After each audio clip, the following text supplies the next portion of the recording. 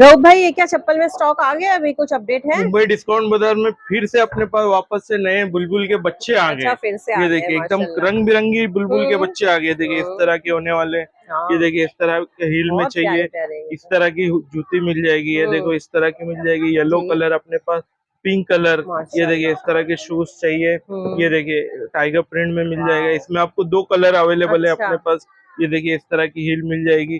ये पैटर्न देखिए कितना वाह, खूबसूरत बहुत पैटर्न है। प्यारे। ये देखिए इस तरह की आपको शादी वगैरह के लिए यूज हम्म। करने के लिए चाहिए। जी, ये देखिए एक से एक नया नया स्टॉक बहुत अपने अच्छे पास अच्छे कलर। वापस से रिफिल हो गया है। हम्म। ये देखिए इस तरह के इसमें भी, जी। ये देखिए इस तरह की पैटर्न हम्म। हो गए अपने पास। जी। ये सब अपने पास इसमें भी 2 से 3 कलर अवेलेबल है। अच्छा। ये देखिए इस तरह के मिल जाएंगे। और साइजेस सभी मिल साइज जाएंगे ना भाई? ऑलमोस्ट इंशाल्लाह सब मिल मिल जाएगी जाएंगे आपको। ना? ये सब होने वाले अपने पास कितने में, 400 रुपए में एक और 1000 रुपए में थी। वाह। तो ये लेने के लिए कहाँ आना है है। आपको? मुंबई डिस्काउंट बाजार जोगेश्वरी वाली ब्रांच में।